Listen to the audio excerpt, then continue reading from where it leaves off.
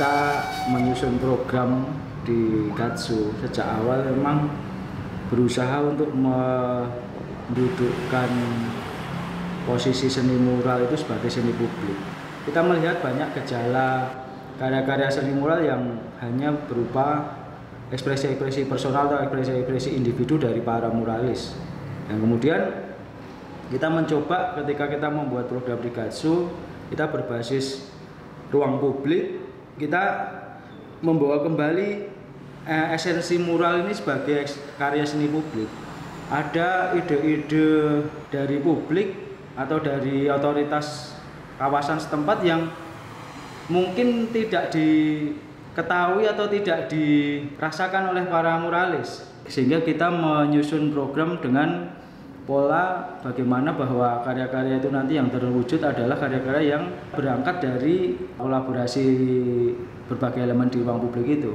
Yang pertama kalau di Gatsu tentunya adalah warga, yang dalam hal ini yang paling spesifik adalah para pemilik toko, kemudian pemerintah kota setempat, karena ini yang kaitannya dengan otoritas perizinan dan otoritas supporting kegiatan juga. Jadi dari proses-proses edukasi yang dialami oleh berbagai stakeholder yang terlibat dalam program mural di Gatsu ini ya, dari mulai muralis, warga, pemilik toko sampai pemerintah kota, itu akhirnya lahir karya-karya yang kuat interaksi secara proses itu. Kita bisa lihat karya-karya yang mereka menggabungkan berbagai unsur kekinian dari para muralis yang tentunya mereka menginginkan ada muatan-muatan tema-tema toko gitu ya, toko jam, toko kain, toko apa dan sebagainya, itu yang juga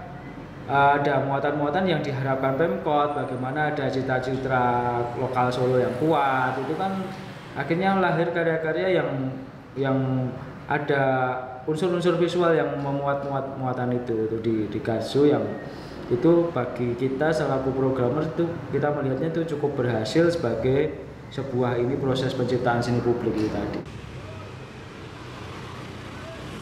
Ya, tadi usaha saya kan jam arloji, jadi harus terkait antara budaya dan arloji, makanya dua-dua bisa tercakup, baik arlojinya maupun budayanya.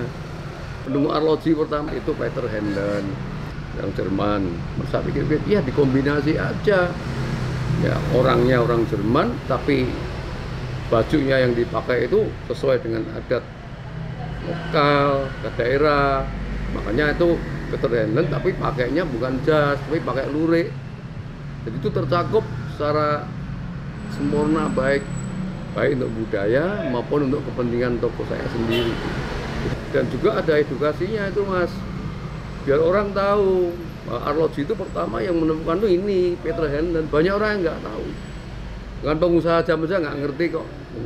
Dan saya lihat juga ya ini ya kebetulan ya enggak, ternyata yang buat orang ini, anak-anak ini orangnya bagus-bagus, baik, tanggung jawab bagus. Kemudian dampaknya juga ada, pasti ada lah dengan toko, ada. Jadi lebih menarik pembeli juga. Lokasinya kan mudah dicari, ada gambarnya itu. Nah, itu aja. Jadi ada ininya, timbal baliknya lah. Dan saya rasa juga banyak orang yang ngomong, wah ini mural gambar ini yang paling bagus di antara yang lain. Memang betul, saya puas itu dengan itu, puas sekali. Nama saya Fani, saya berjualan di Depot Jamu Singosaren. Depot Jamu ini udah berdiri cukup lama, tahun 1925.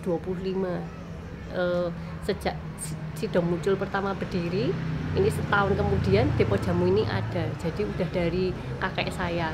Dan dengan adanya seni mural di gerbang saya menghargai apresiasi karya seni yang ada dari seniman-seniman mural. Jamu saya ini gambarnya Mona Lisa, tapi dia gendong jamu. Saya menghargai seni ini, menjadikan koridor Gatsu ini semakin ramai. Terutama kalau Sabtu Minggu, Jumat Sabtu ya, dan menaikkan juga omset sekelilingnya. Ada penjual-penjual, ada penjual makanan, kadang juga di depan sini biasanya ada es teh yang jual es teh jumbo itu ya jadi tingkat ekonomi masyarakat sekitar jadi naik gitu karena adanya seni mural, adanya jualan di depan ini gitu.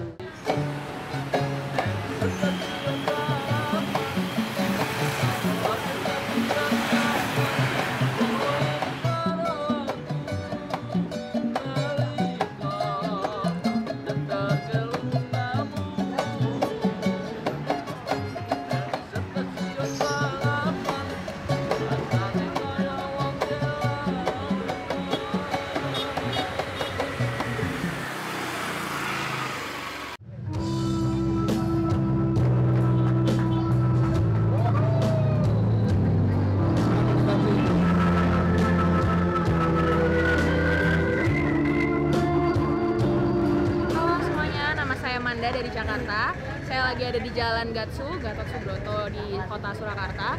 Banyak banget mural-mural di sini dan menurut aku ini sangat perlu diapresiasi ya, terutama untuk generasi muda. Mereka diberikan suatu lahan dan suatu tempat untuk mengeksplor ide-idenya, kreativitasnya juga dijunjung tinggi. Kemudian tokoh-tokoh yang dipajang juga kebanyakan tokoh-tokoh terkenal ya, seperti ada Nika Ardile, ada Didi Kempot, ada tokoh-tokoh wayang besar juga yang menurut aku itu sesuatu yang generasi Indonesia itu harus tahu tentang tokoh-tokoh terutama wayang ya, karena mungkin generasi Gen Z sekarang itu kurang begitu memahami tentang budaya-budaya kita. Dan menurut saya dengan dibukanya ada jalanan ini yang dibuka untuk orang-orang bisa belanja-belanja dan segala macam jalan-jalan, ngebuka lagi eksplorasi orang-orang tentang wayang-wayang tersebut. Menurut aku itu harusnya pemerintah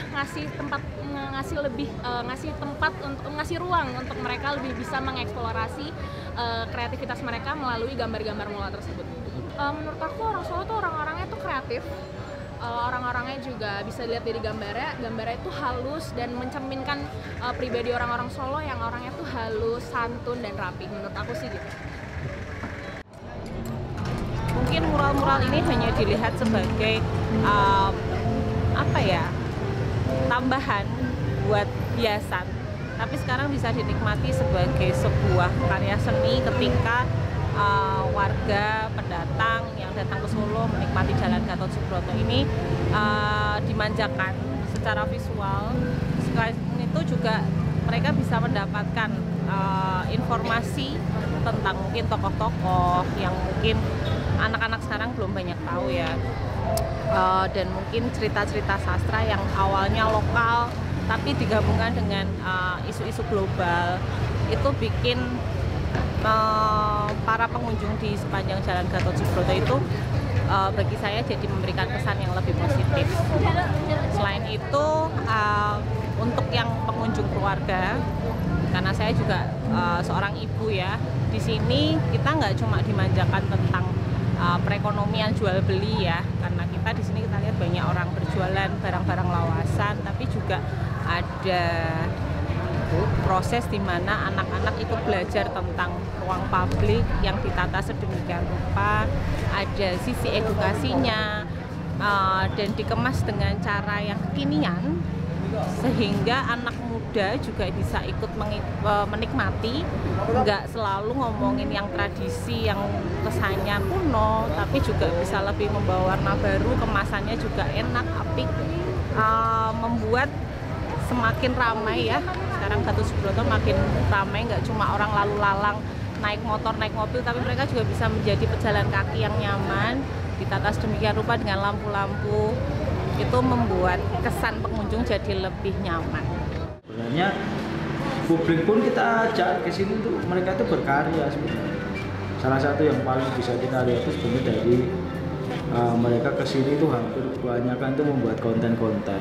Konten itu juga melahirkan ruang ekonomi untuk mereka juga ya, dengan membuat AdSense di platform media sosial dan lain-lain, YouTube dan lain-lain itu. Kemudian bagi para pelaku kreatif sendiri juga ini menjadi oase yang baru di Solo untuk menjadi ruang bagaimana dia itu tadi berani tampil untuk mengekspresikan berbagai bakat dan minatnya dari berbagai level. Memang kita benar-benar berangkat dari yang sifatnya low ya, low, yang kita yakin bahwa dengan pengalaman, dengan praktek itu nanti akan tumbuh kualitas secara perlahan.